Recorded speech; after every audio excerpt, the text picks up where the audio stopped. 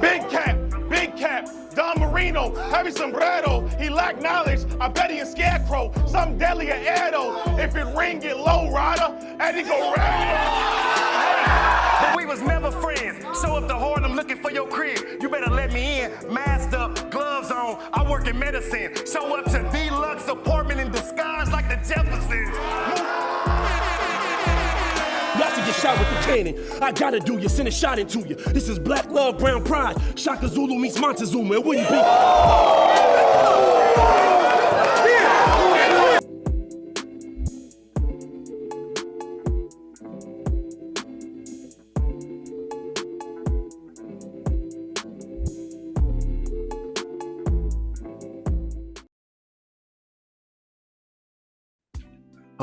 Hello. Welcome back to Speak Our Language Show. And I have not the co-worker, not the client, but the boss. The boss, how you feeling?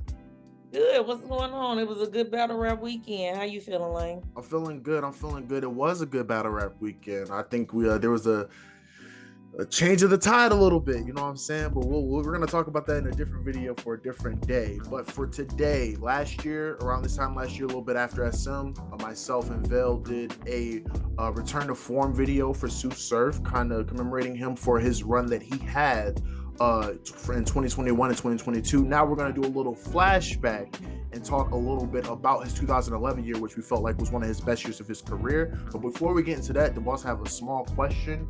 When you think of Tsu Surf, what do you think of? Man, entertainment. Entertainment from beginning to end, from like king of trash talk. Mm-hmm. You know what I'm saying? Polarizing. You know, whether you hate him or love him, you do so in a lot. That's a fact.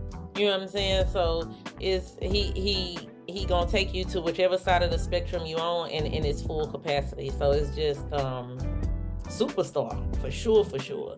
He is absolutely transcended battle rap. So yeah, all of that original. There's no other Tsu Surf. It's not. You know what I'm saying? So we've had people that have maybe we feel like, oh, okay, he channeling a little Tsu Surf, but it's still just, it's a lot of things. You can take your picks.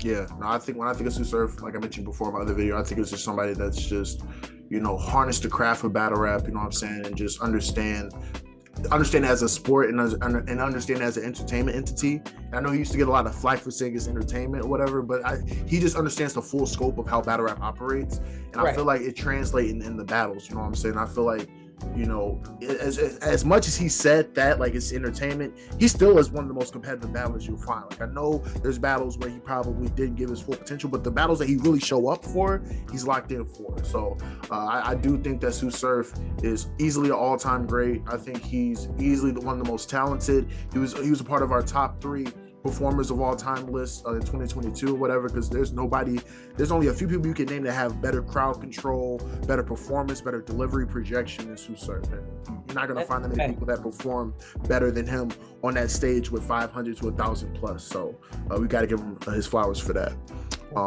That's the fact. The only one that could tell the crowd to shut the F up and they go even crazier. They like That's a fact. Being cussed out by Surf. But go ahead. Yeah, but I really want to touch on, because last video we kind of touched on his previous run before he got locked up, Free the Wave, by the way. This time we're going to talk a little bit about his 2011 year, which I felt like was his best year prior to 2021. 2011, he had 3 battles, right? So, and this like one of 2 times he's had 3-round battles on the Euro platform. And this year, his return, he went against X Factor on the first Gnome ever, right? And then he follows that up with going against K Shine on the first Summer Madness ever. And then, in my opinion, one of the best small room battles of all time, easily top 3. He takes Big T in Detroit or whatever, which was supposed to be on a main stage, but luckily it was a blessing in disguise, and we ended up getting a small room classic.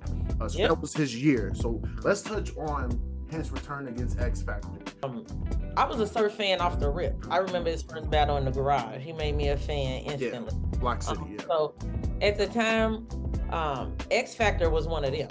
You know what I'm saying? So I know people have different views of him now. Battle rap has changed, but X Factor was one of them guys, you know. So that was a good battle for Surf, and he was just Surf, man. He was just like that's it's undeniable for real. Lock pick his door. I was about to let it ring, but I didn't want to hit his mother with a rocket, you know what I mean? So cut down the hall. Safety don't let it fly. He get in the mall. I push the door open. He was sitting in his jaws before he could say, what the? Knock his head through the wall.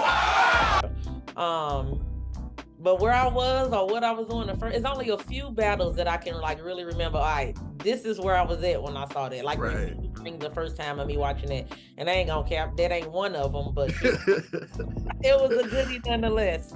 Yeah, nah, I think I remember, you know, because, you know, we're both from the Midwest, you know what I'm saying? So when he hit that Midwest movement scheme to start off the battle, I was like, yikes. Like he was bombing. He was bombing. That first round was one of my favorite rounds of his at one point in time. That go bam bam if you slide as 49 San Fran, like come on. He was wild, and like the put X in the box, like I'm clicking off the screen. Like he has so many quotables, you know what I'm saying? Like his mom called him Bud, what? like he has so many quotables. Full-blown entertainment. And you know, a lot of people coin like I think a lot of people give O-Red like the sports bar champion title or whatever, but Surf sports bars ain't no joke. Absolutely. He don't give them to you every battle. Like I can't think of a battle where he didn't give us a sports bar. So and they normally like really dope. So but yeah, now the birth of the Midwest movement slogan was just iconic. Like I don't think you could tell the story of battle rap without even just mentioning that little slogan right there. That's one of them one. And it wasn't even a slogan at first. It was just a bar. It just became so like known and so popular that it ended up just being unforgettable. Yeah, no, I think that when you talk about just that scheme and what it did for the landscape of the Midwest movement at the time, and then you also talk about just what it did for the competitive nature of that, and what it did for his year, because I feel like that propelled something bigger than just his career at the time. It also propelled him into just having a great stretch and pretty much putting the fire on his back when he came back, because that was when he first got locked up. Now we're gonna touch on Tsu Surf against K-Shine. One of the first ever grudge matches, right?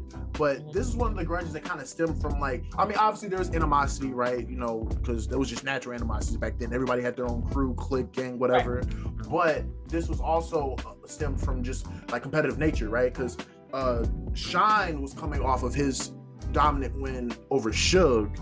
And I think that was the undercard of Hitman and Arsenal, right? And like I mentioned before, you know what I'm saying, Surf is on his return, so he just did his thing against X Factor, and this pretty much stemmed from promo. I remember I don't know where exactly, but everybody remembers the video of, like, you know, Shine in that pink puffer coat or whatever, and then Tsu Surf antagonizing him. And he's like, you know what, I'm gonna kill you. Like Shine kept saying, I'm gonna kill you when we battle. You know what I'm saying? So that was one of those battles that just happened organically. A lot of people talk about, when they talk about that battle, a lot of people talk about the first round from Shine. And the infamous story that Tsu Surf said was like, you know, I'm backstage, you know, I'm trying to get ready. It's Summer Madness, Webster Hall. It's like the most people I've ever seen. And then Shine comes up to me and say, hey, you know what I'm saying, you're not going to be my first round. And the competitive nature in me saying, like, well, what do you mean? And then he raps his first round. He's like, yeah, I'm not going to beat that first round. But but in Tsu Surf fashion, because he's so strategic and he's also so you know, he just knows the pace of the sport, knows how to, like, you know, maneuver certain things. Like, he goes first, right? He goes first and he has a good round. Then Shine raps his first that he knew he wasn't gonna beat. Then he comes back, and even though he doesn't address the overall, like, angle, he addressed one thing that Shine said and took the momentum back. The whole, Rex said that if you're old enough to walk across the street, you're old enough to get hit. It sounds like and you click, like, and then stole the momentum back. You know what I'm saying? And that was just a good battle in general. Like, I feel like a lot of people. That was my battle of the night. I know battle of the night wasn't a thing back then, but, you know, retroactively thinking, that was the battle of the night for me. Absolutely. But first Summer Madness ever, Tsu Surf was a part of probably battle of the night, one of the biggest moments, even if it was good or bad. You know what I'm saying? Because the angle that Shine took in the first, was legendary, but the rebuttal was legendary too. You know what I'm saying? Right. So anytime it's funny because anytime that like, you know, Surf is in like a winning situation or even a losing situation, there's a legendary aspect of it in some way, shape, or form. You know what I'm saying? So I feel like, you know, him being able to like bounce back from that round or whatever. Like I can't name that many people that could bounce back for something like that. Like that's very similar to when like Arsenal had his first round for T-Top, and then T-Top had his second round to kind of counterbalance that or whatever. And I feel like Surf was able to do that with one rebuttal, which again, rebuttaling on the URL stage, like there was only a few people that did that, like Clips, Hollow, whatever. So when Surf does it or whatever, and he was like, I'm here, like I'm really in my bag or whatever. So I really like that battle. He's only rebutted a few times. Like, of course, he's not like Eclipse or A-War with it, but that wasn't the last battle he rebutted in. No, it wasn't. There's a couple of times I can name the Rock battle. I can name the Hollow battle. Yep. I can name, you know what I'm saying, the Geechee battle. You know what I'm saying. So but he's added it in his arsenal. Like he'll bring it out every once in a while if he know he's in the pickle or whatever. But I really enjoyed that battle too. That was the second battle where he was just really good. And then the third battle, right? Wait, hold on. Who'd you have winning him and K-Shine? Oh, he won that. Second and third. Salute to K-Shine because back then, like you could win a battle off a round. I was never a firm believer in that. I really very like the other battle would have to be so bad to where like the one round could win somebody a battle. But like you're talking about a situation where a person has a really great battle, probably battle of like the event, the year, or a round of the battle or the year, or whatever. That's cool. But if the other person is still rapping at a fairly high rate, I don't believe in like one round knockouts unless it's like a anomaly. You know what I'm saying? But no, I had Surf second and third. Strap, then I'm strapped more. Clap and I clap more. Cause and effect. These evils equal that war. By all means, I think you should tune in if you that sure. But I promise I ain't get these angry birds from the app store. Now, the last battle of the year to close out, he went to Detroit. You know the situation with Detroit. We don't really have to harp on it too much. But he went to Detroit and he battled Big T, another guy back in the day that was easily one of the best guys in the culture. And in my humble opinion, I feel like Big T was, in my opinion, I don't know if it's because, you know, whatever, but he was at least top 3 in that time period. Because outside of the Hollow battle, you couldn't really name times he's lost clearly. Like that was when he beat DNA. That was when like he had the I thought Hitman got that. I ain't gonna hold you. We're gonna have that conversation off camera. But that's a good battle. That's a great battle though. That's a classic battle. You know what I'm saying? But I just feel like Big T. But no, I agree. At that time, Big T was him. Yeah, and I feel like he gave a career performance in that time period. I feel like Tsu Surf gave a great performance too. Right. In my opinion, and I went on record saying this in one of my small room videos. As much as I love JC and Chilla, I always said that like without Tsu Surf and Big T, there would be no JC and Chilla. I'm a nice worker. Kenna Cole, 3-piece, bow tie, nice shirt, quiet in the pulpit, mom in the front row, white Herschel with a clip about this long and it flipped both ways like vice versa. Crazy. Wow. That whole segment was crazy. Like that whole first round. Big T had a great first round too. I'm not trying to harp on Big T's, you know, whatever, but I do think that Big T had a great first round too. Tsu Surf second round. I put Jelly Beans down to lead to the bear trap. They're gonna gurney him in like Sherman Club and then wheel him out like Buddy Love.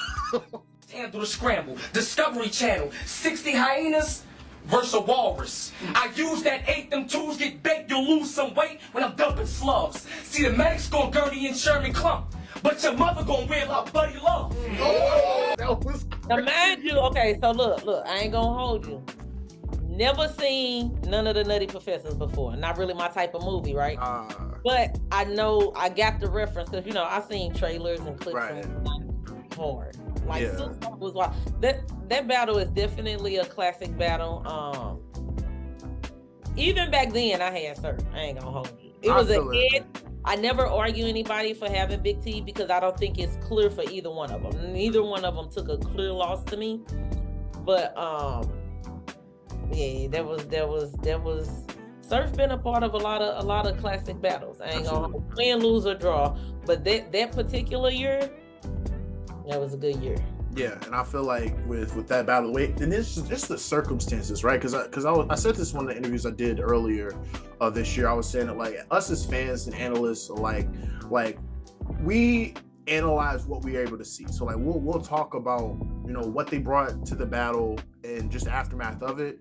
But like I don't think we sometimes internalize all that goes into it prior to the battle, right? We know the situation where like the reason why he couldn't battle, how they had to move it to a different location because of his situation, and how he was able to still put on a classic performance even with all that he went through that same weekend is just incredible. I don't know that many people that could have put on that type of performance after going through what they went through the night before. You know what I'm saying? Like, right, I feel and remembering all their rounds, and you know, because it's a lot of pressure. Like and I think what you said is important, because we as fans, analysts, just the whole scope of the culture in general, we really hard on people when it's like, oh, well, you took the battle, you know, it's your job to show up, or if somebody backs out or chokes or whatever, we make sure we own them for that. So when we know a situation, because a lot of times we don't know the behind the scenes, but when we are privy to the behind the scenes situation and we know that it could have, and in most cases probably would have affected a performance, and we still get something like that, I think it's important to still praise that as well. Yeah, and again, I feel like when you talk about just 2011, which in my opinion, and I did a video on this, I feel like 2011 was one of the best years in battle rap in terms of like events, in terms of like, you know, just innovation, right? Like I mentioned before, the first SM ever, the first Gnome ever. That's the same year DNA and Disaster happened with Drake hosting. You know what I'm saying? Like 2011 was an incredible year, and for Surf to have one of the best, if not the best battle, be a part of it in 2011 is just a testament to how great his year was, and how early on he showed his greatness, right? Because he debuted on URL in like 2010, so he was only really like a year and a half into the brand or whatever, but he already showed you that he was a star from the get-go. You know what I'm saying? And I think take long, and this has been he's always said, like, the stars you can tell. It don't take 6, 7, 8, 9 battles for you to be able to tell if somebody a star or not.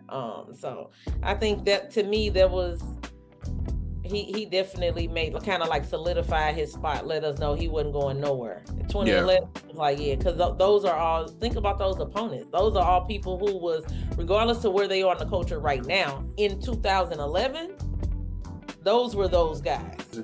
One of my favorite trailers is him versus Big T, and they're just doing this before the matchup, like pre-talk or whatever. And then he critiqued Big T for only battling once a year, and then lo and behold, you know what I'm saying, he went on to do the same thing a couple like years later. You know what I'm saying? Like, I remember he said, yeah, you know, I'm back to back with it. I battle X Factor this year, I battle K-Shine this year. Big T over there waiting one time in the year, I'm outside with the Killers. And then sure enough, as soon as the Big T battle happened, the only battle, I mean, granted, you know, circumstances happened in 2012, right, but he went on to only battle once or twice a year. And I think in that time period, that was great pacing for him, because he wanted to have a potent performance every time he stepped out or whatever. Right. And on top of that, he was also taking Killers. 2012 took Conceited. 2013 took Hollow and Clips. 2014 took Calico and Hitman. You know what I'm saying? So like the pacing, right, and not oversaturating himself and his brand was another thing that a lot of people can learn from when it comes to Tsu Surf, because he already established his work in the first 2 years. Like, he already had five like noticeable battles or notable battles between all elite competition. And from there, he just went about pacing or whatever. That's why when he did what he did in 2021, it was very captivating, because we know he doesn't go outside that often. And we also don't know that he doesn't battle with a month in between, 2 months in between, a few weeks in between. So it just meant that much for that, because we're able to see the trajectory of how he picked his matchups and how he you know, carried his brand, whatever. Yep. So. And the irony of it literally being 1 decade later, that he just really just snapped back and just showed that, man, because there's no other time I can think of. You the battle rap stats. Yeah. There's no other time I can think of where he did 3 battles in 90 days, or even 2 battles in 30 days. You know what I'm saying? He's not normally, but the fact that he did it perfectly, no slip ups, no stumbles, no losses. Arguably didn't lose a round. I know some people want to give Calico a round so bad. Man, I had that a 90 second work, man. not mad at that. I just think that yeah, it was 10 years apart. Like, and then on top of that, just to add a little bit more context to that, it's like, again, 2021, 3 battles, 3 rounders, all of them on a URL platform. Same thing in 2011, 3 battles, 3 rounders, all on the URL platform. The only thing that he was close to being like close to doing that in terms of activity was 2016, but that was gun titles or whatever. So like he had the gun titles first against NWX, and he had the rematch. He took Suge on UW. He had T-Top or whatever. So that was probably the most you've seen of him in a year. But in terms of a 3-round capacity, like it was just 2021, 2020, or 2011 that he was like really battling on a higher clip than average than his average career. But yeah, do you count both NWX battles? In terms of what? Would you say, so when you go back to 2016, would you say Surf had 4 battles that year? I mean, I guess, but like I just know like a 3-round capacity is different, and I know that like they've openly said that like the second battle, the only thing that was like really curated for like NWX was the 3rd round, which was supposed to be an extension of like the first battle or whatever. It's kind of hard for me to like consider that one. But I can consider the first one, right, against NWX, and I can also consider the Suge battle and the T-Top battle. You know what I'm saying? And that's how I look at it as well. I don't really count the rematch, if that's what you want to call it. Oh, I count it in terms of who won. Don't get me wrong, but in terms of activity, if we're strictly talking about activity, then I can kind of like you know, it's an extension of what happened the first time. So that's how I look at it. I don't count it for nothing, man.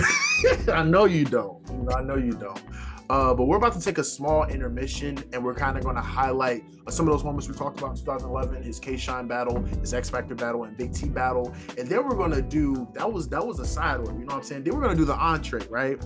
Last video, we did a top 5 for his best performances since he made his return against John up until the JC battle. We ranked those. This time it's going to be a little bit more hefty. We're going to rank his top 5 performances from 2010 to 2020. So watch this clip really quick, and we'll be right back with our. I'm about to son him in New York. Never snitch, never scared, never kill, never body. Time to pop, I load down the whole damn spot. Shots. Everybody! Semi-automatics. Smith is around here. Tell K-Shine I do the zipping around here. Got the crowd to the rainbow. Last point, I pump it, jab, then hit holler with the game ball.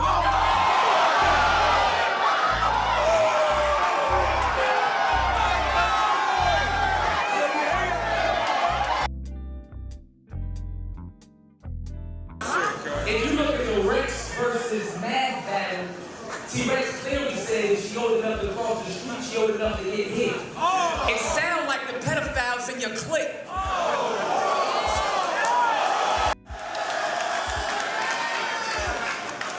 Now, why in the fuck should I compare your game to my game? When Moosey mad, he still get migraines. Say, come. Soon as you see that nigga, like that man blow. I wait till all his bitches sleep, and that drug money moving mad slow, then park at his place, and when he take that boardwalk, hit him with 200 like he passed go. But all he talk about is hooping. That's cause I usually catch fire when that crowd start rooting. I'll pull that Coach K and let that chopper start duking. And leave so many hoes out there, they wouldn't know whether to lock me up for pimping or shooting. Wasn't dead, I tell you, ask your sister. I wet mines, I dump nines in the pockets like a blitzer. Only 2 things can happen if one of these hit you. Either Surf's gonna leave like Mayweather, or T's gonna leave like Victor. With that AR, y'all know what he gonna GET. You gonna see a SK trying to be tough off that ET. No, listen, you gonna see a SK trying to be tough off that ET. If you can spell, you'll do well, cause everything I tell real. And with that KI, rip T up the middle, cause you need 2 L's to spell kill. And welcome back. Thank you for watching that clip. It's always great to just watch some of like the old school battles, you know what I'm saying, just because they give us that old feel. I appreciate, you know what I'm saying, this era of battle rap, you know what I'm saying, because I think there's a little bit more diversity, a little bit more variety and stuff like that. But sometimes that old feel, I'm talking like 09, 08 to like maybe 2013, 14, it's just the nostalgia, man, I'm telling you. But now we're about to talk about, go ahead. When I watch the old battles, I have to sometimes, it depends on the battler, right? But sometimes I watch them because I want to see if I still get that feeling I had when I watched it back then. So sometimes my winner changes, but I always kind of have to psych myself out, because when you have a battler like a DNA, right, uses a lot of current event bars, and they don't age as well, right? So, you know, when you're watching 12, 13 years later, it's like, it don't really hit the same as if when that current event was current. So sometimes you gotta actually place yourself in that time and not think of what a rap is now. But they always good to go back and watch. But now we're about to get into the top 5 Tsu Surf performances from 2009/10 to 2020. I'm gonna start it off, right? At number 5, I have this performance, we just talked about it, I have this performance against Big T. When you talk about lyricism, you talk about just overall performance, projection or whatever, he was just great. And again, like I think the importance of the battle just holds a lot of weight too, because like I said, I feel like this is one of the first like small room in-store classic battles that I had the privilege of seeing. And I think in the culture, I think it set the blueprint of like, you know, when we say small room battle, this is what we think of. Like you have battles like this, you have battles like JC and Chilla. Even if you want to go further down the line, because the last battle that they had in Black Star was Prep and Saga. So it's like those type of battles, you know what I'm saying? Those are the epitome of small room battles. Like I know it kind of shifted into like Born Legacies or whatever, even though that's like 300, 400 people. I'm talking about like in a closed area with like their entourage, your entourage, and y'all going at it. You know what I'm saying? So I love that battle. I love that performance of his. That sits at the 5 spot for me. What do you have at number 5 for Tsu Surf? Big T, no cap. It's a classic battle, but of my complete top 5, right? That's my least favorite of those. I don't think it aged as well as the other battles. As we go through the list, I think you'll see what I'm saying. I don't think it aged as well. But it's definitely a classic battle. I like you said, everything that was around that battle. You know what I'm saying? From, you know, ain't nobody gonna get killed. Smack, that's Smack first time in Detroit. It's like everything that encompassed the unfortunate circumstances that happened with Surf there, but them still, you know, that should have been the birth of Smack being able to complete the objective. You know what I'm saying? They were still able to complete the objective there. So, and it turned out great. Like, you know what I'm saying? That just everything about it to me embodied hip hop, like the essence of battle rap. You know what I'm saying? Just the small close quarters. You seeing the hats on the and the shoes in the background. It's just very battle rappy. You know what I'm saying? So it's one of them. Yeah. So we got the same number 5, right? Let's see if we got the same number 4. At number 4, right? This happened in one of the best years of battle rap. You know what I'm saying? 2012. I got Tsu Surf versus Conceited at number 4. Okay. The reason why, I know you're looking like that, but the reason why, right? Let's break it down a little bit, right? Even though in hindsight, right, we said that like he beat X Factor, we said that he beat K Shine, you have him beating Big T and whatnot, right? Conceited was the biggest battle of his career at that time period. Like, I think that's no discussion. I think that's no debating or whatever. I know he had Young Ill coming out the gate, but I don't think Young Ill was at the same spot that he was at in that time period where Conceited was in 2012. And you're talking about like just the whole contrast, because you know the biting was a huge thing back then, right? So the whole slow it down, subtitles thing, you know, that was always a talking point or whatever. But then I just look at it from the standpoint of just from a lyrical perspective, like, I think that was one of his best written performances in my opinion. From a lyrical perspective. And then on top of that, I just feel like he angled really good. Like what's good of having bars on top of bars if your foundation is lies, like stuff like that. The whole you are in the middle of that that's church. Talk to him, sir. But we in this bitch. I can feel that 40 licking both legs and I ain't got chasers after the shots. Fuck, I need to put it in subtitles or something. He with his bitch. I let that 40 lick in both legs so I don't gotta chase after the shot. Catch him coming down the stairs, I tell a homie like, shh, shh. Think it's a game till you are in the middle of that shh, shh. See, I'm way too advanced for these niggas and it hurt. Like that last bar, for instance. You are in the middle of that shh, shh. That's church. I keep a heavy trigger finger so I clap till it stop, and if I gotta let it go, then I'ma clap till he drop, pow. I felt like Kobe how Word got back to the block after the shots.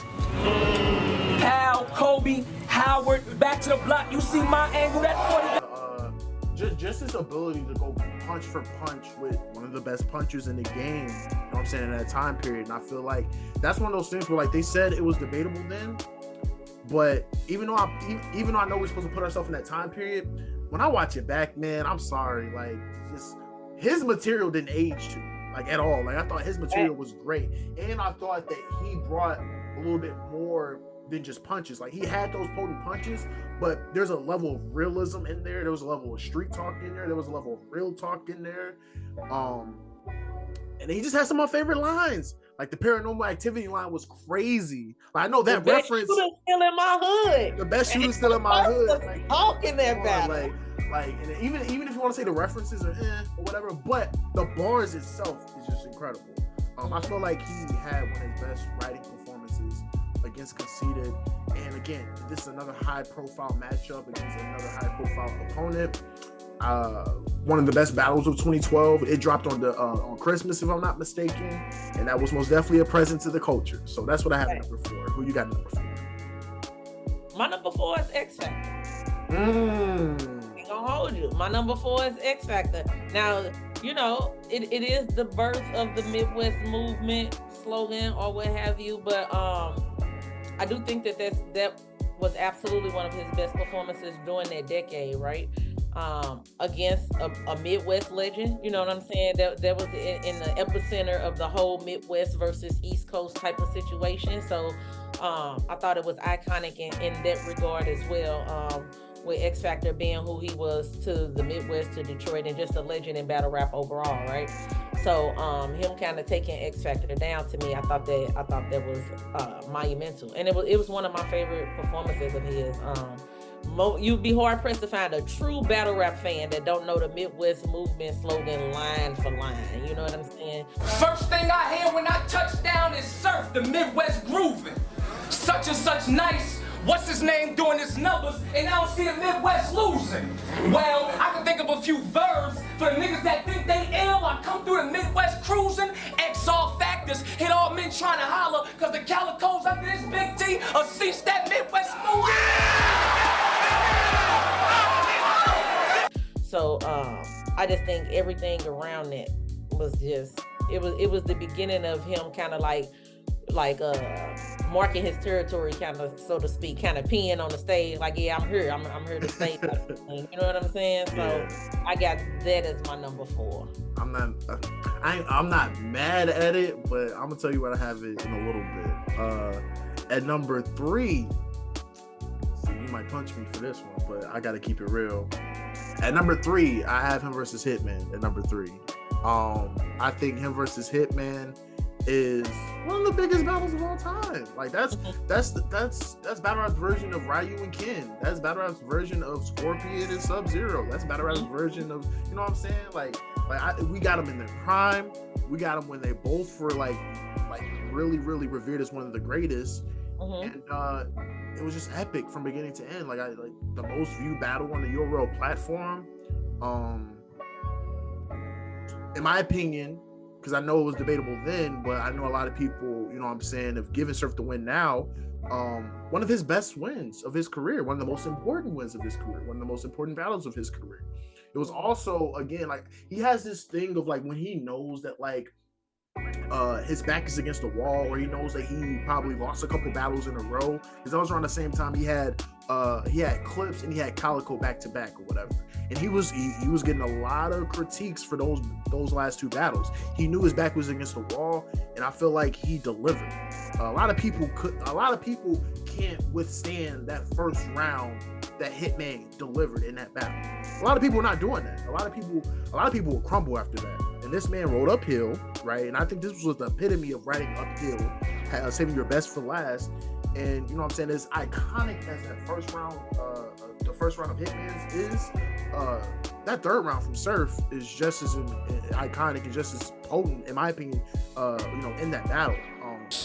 No football, these gloves wasn't for baseball, this face mask was for other use. Your mother was at the game, cardboard colors, fresh signs. My mother was in pain. You wanna speak to the inmate, press 9. If you say you was wrestling in the streets, you was stone cold stunner. You was home with your mother, watching wrestling. Rock, Raw, China, SmackDown. We was in the trap house, Raw, Rock, China getting smacked down.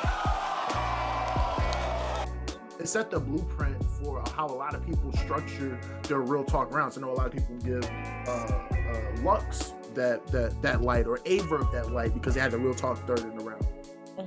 But the way of which Surf did it, in terms of like, I'm gonna parallel my life to yours, whatever.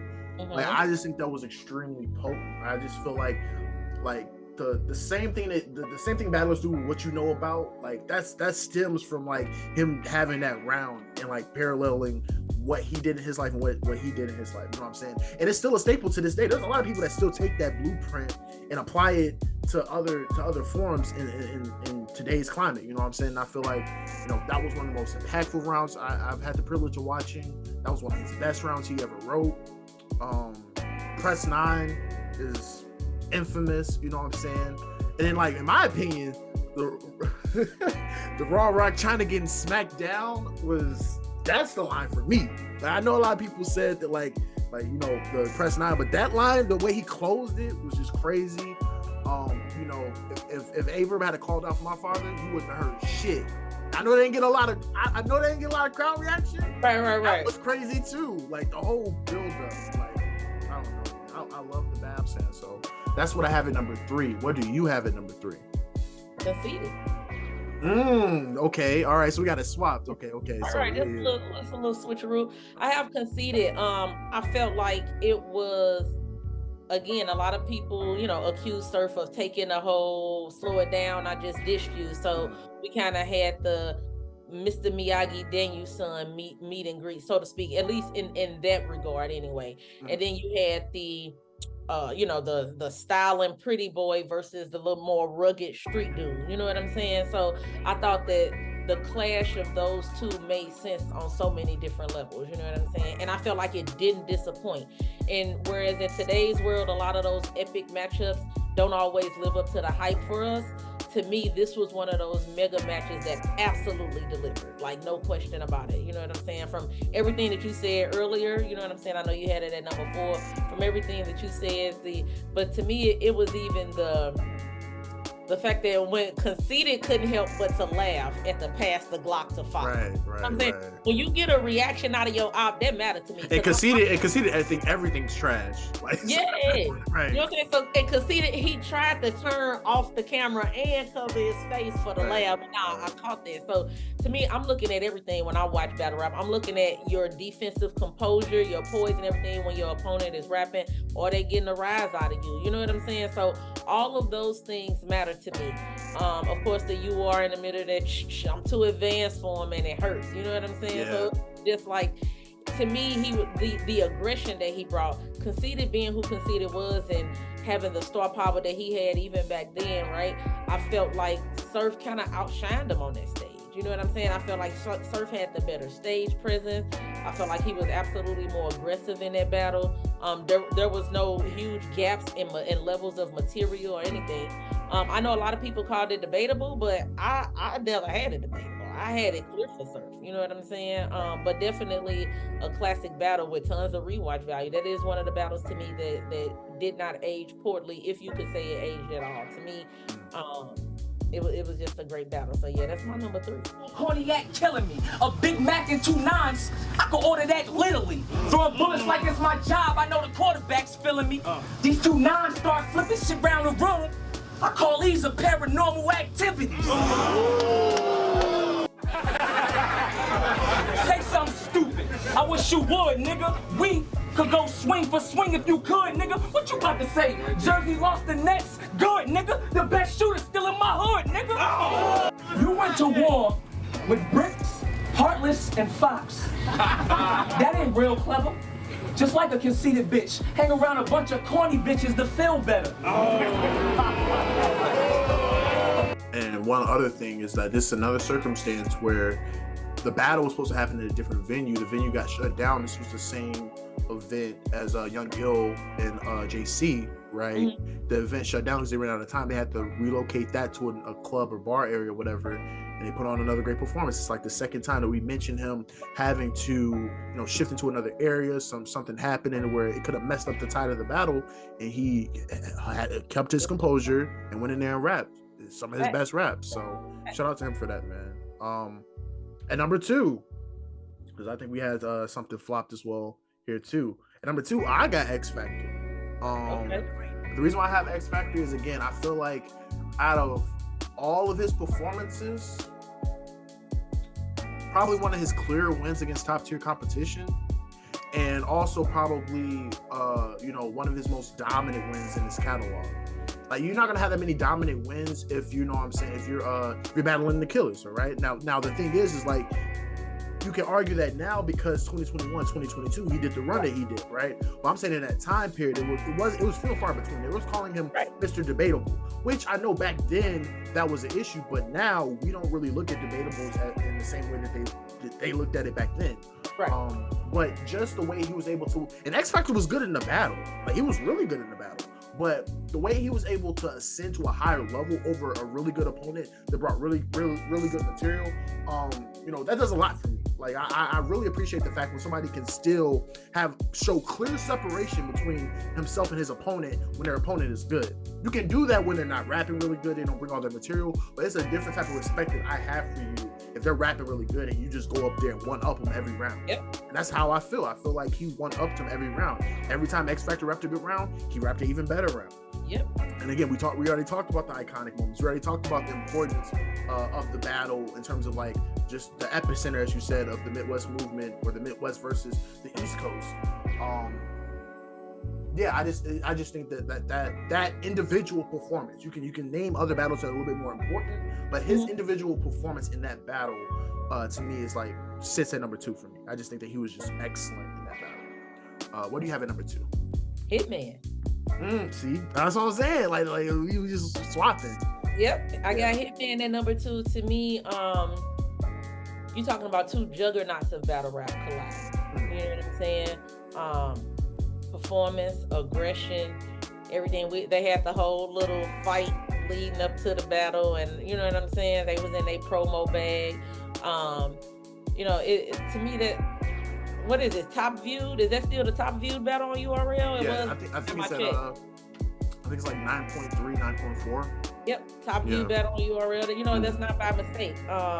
It had, we already talked about the bars and the iconic moments, but it just had everything. Like, the tension was so real. Like, when you saw Show Out run up and do his part, and you could see Surf fighting back the urge, because him and Hitman cool in real life. You know what I'm saying? You saw what his instinct was, and then you saw him, compose himself and bring it back down. You know what I'm saying? So it's just like, and coming back from a first round, Hitman is known for his first rounds. You know what I'm saying? Even though I feel like in his recent battle versus Ill Will, his second round was his best round. But historically, Hitman is known for his iconic first round. So to kind of be down, because I thought Hitman took the first clear, right? So to face a first round like that, and that was before the whole we seen monsters before, you know what I'm saying? So to face a first round like that, come back and still take the second, and then come back and still deliver a third that was as impactful as it was. Like, if we're just being 100% honest, Surf's third, to me anyway, was kind of set the blueprint for Eazy's approach towards Hitman. They are very, very similar. From talking about the basketball scheme. Yeah, the whole my life to your life type of thing is literally like it's the same parallels that they were drawing. You know what I'm saying? So it is what it is. You know what I'm saying? And I agree with what you said. Of course, later on, Surf kind of got the reputation of not coming with a third and things like that. But to me, that was one of the battles where he did, in fact, right uphill. Each round got better. 46, moonwalk on skates and clap heat. You are not a shooter. Feet, hands, sticks, I'ma do you. That's how I'ma do you. Raising that crack fool. Send some piranhas to you. Lift the hitman up to God. Can I get a hallelujah? Okay, I got caught with the strap. Fuck it, I did a bid with it. Thank God they caught him for possession. And they ain't catch him for what he did with it. And set it off mask. Jump into 380. Cops catch him, fuck it. It was ugly, he complete crazy. Lock, pick the door. They sleep, maybe see a certain bar. G baby. You know what I'm saying? So, to me, that was just too important of a battle for the culture in its entirety to not have as a top 2. So that's my 2. So we got the same number 5, and we may have the same number 1. Probably not. What you got? I got Geechee Gotti at number 1. Facts. Gotti is number 1. That's a fact. That's crazy. I ain't know. I'm about to say, no. That's undisputed. That is undisputed. Jay Black is releasing. I hope I'm not giving out too much information, but Jay Black is going to release a magnum opus for Tsu Surf or whatever, and that's kind of different than what we're doing here. Importance and quality of the performance is slightly different, but I feel like you can connect both of them in this battle. This battle was extremely important for Tsu Surf. The same way that, him versus John was important, the same way that him and Hitman was important. Again, the greatness of Tsu Surf is him knowing how to reel himself back in. Like, when I thought I was out, they pulled me back in, because he knows how to get back into that bag and win those important battles. If he goes up there, like after the T-Top performance, after the Rum Nitty performance, if he goes up there and lose, if he goes up there and choke, it was going to be a problem. It was going to be a problem. And you're talking about Geechee Gotti coming off a Champion of the Year. He was a favorite to win this battle. Like, let's not do no revisionist history. I'm gonna keep it 100. He was the favorite of winning this battle. People are saying, like, we don't know, man. Geechee's been on a run. You know what I'm saying? You ain't really brought 3 rounds. You know what I'm saying? Geechee Gotti's believable too, so you don't have that over him or whatever. So a lot of people were saying, like, Geechee Gotti, me included, I'm gonna keep it 100. I thought Geechee Gotti was gonna win this battle. And what we got was one of the greatest battles in Gnome history, or one of the greatest Gnomes in Gnome history. And then think about that night. First off, Pat Stay and Shotgun Shook, K Shine and Rum Nitty, the Jack Boy main moment with John. You have Lux and Verb headlining the card, and somehow, some way, Tsu Surf and Geechee had the best battle, one of the best Gnomes of all time, and probably the best Gnome battle of all time. Him going in the crib with his daughter? Yeah. Let me tell you how a levitator, metal claw, lay the law like a legislator. Memory chip missing. Fucked up, he could never save. I run up, put the arm in the door, hold the elevator. I got a hitman. I got a hitman that I ain't never seen. And he don't like to speak. A demon, plus he vegan. I gotta wire him the green cause he don't like the meat. You don't fucking like me. Book for summer madness, wreaking madness all summer. Really willing to lose it all. I'm just really with the stupid shit. I don't be exposing niggas. Like imagine getting ready for high low while loading high lows, cause you don't know how low you gotta go for niggas. Forearms, double date, hash browns, I muzzle 8, sliding through Compton. Swear to God, I couldn't fucking wait. All lookers looking confused. The puzzle face, bitch, jump in. I spilled coffee on his shirt like he running late. Pay attention while the teacher teaching. YG on the collab. Boy, I had your features bleeding. Choir singing, mama crying, baby screaming, preacher preaching. 4, 5, 8s and 9s. Parent-teacher meetings. Tsu Surf's performance, and it's another situation where Geechee Gotti punched him in the mouth.